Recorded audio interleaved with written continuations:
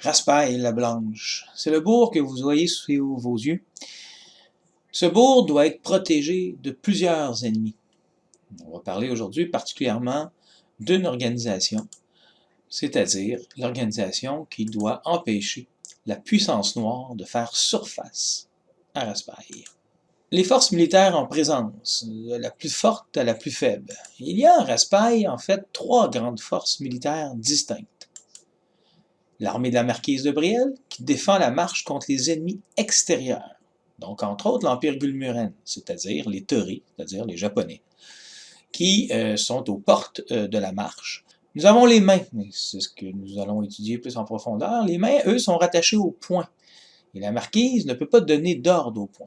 Les mains, c'est eux qui défendent la marche de Raspail, mais contre la puissance noire.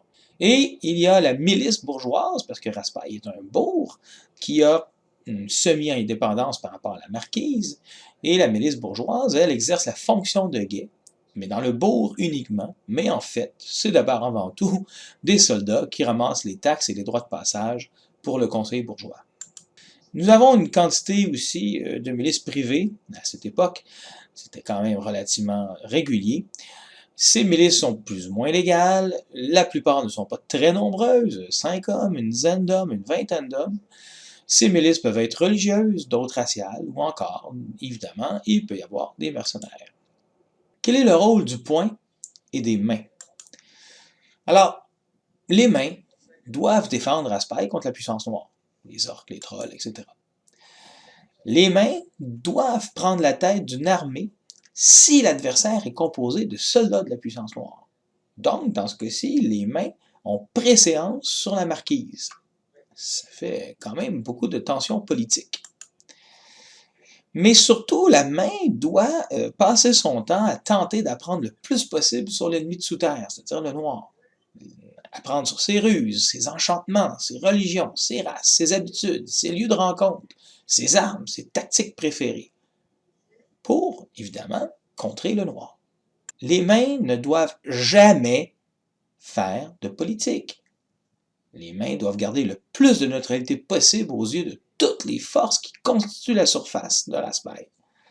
Ça veut dire que c'est quasiment impossible, parce que à chaque fois que les mains viennent pour défendre contre le noir, ben il y a des gens autour qui veulent qu'ils défendent plus à droite, plus à gauche, qui veulent un peu plus ceci, un peu plus cela. Donc les mains vont faire de la politique, mais c'est interdit. On n'est pas à une contradiction près. Qui sont les mains? Ben, les mains, c'est n'importe qui veut défendre Raspail contre la puissance noire. Ça peut être des Toris, des nains, des fées, des femmes, des hommes, des racines du ciel, des ardents, des érudits.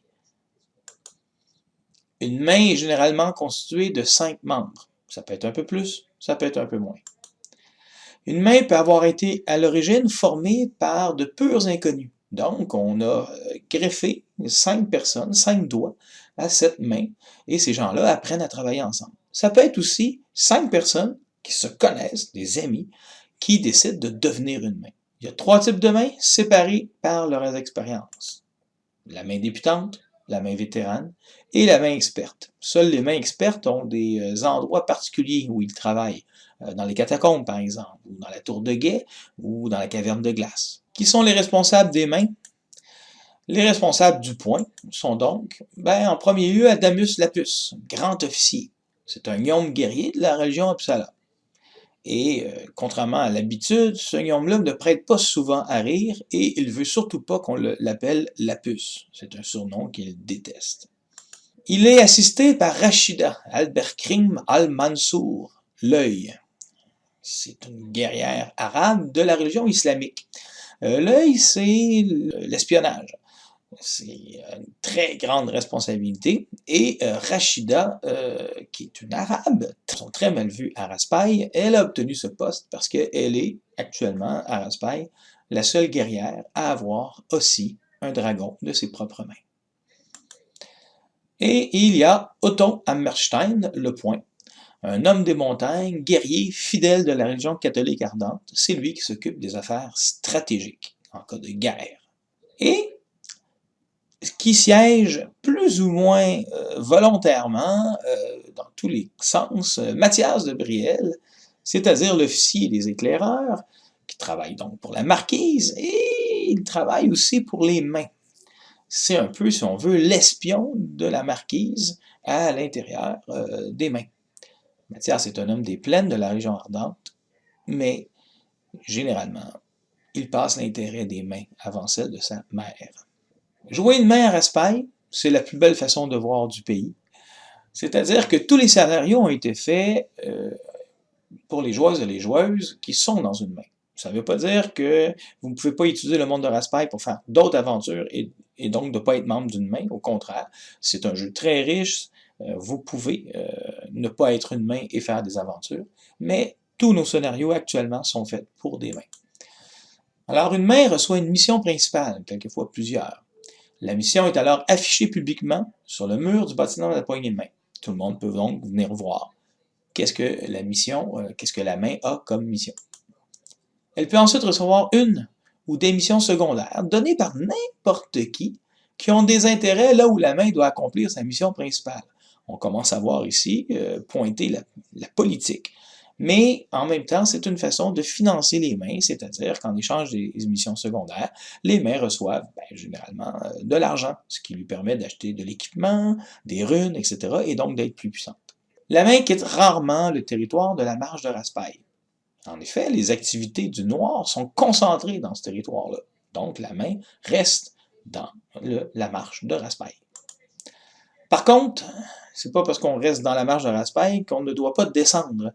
Les mains doivent éventuellement descendre dans le royaume de sous-terre, se rendre peut-être à la dernière cité, ou encore plus bas, à la cité des dragons. Bref, dès qu'une main descend sous terre, elle est en danger. Êtes-vous prêt à relever le défi de protéger Raspail contre tous les ennemis non humains? Parce que, comme dans tout contrat, il y a des petits caractères toris que, bon, on vous a peut-être pas vraiment expliqué, mais les mains doivent en fait lutter contre tout ce qui est hors de l'ordinaire.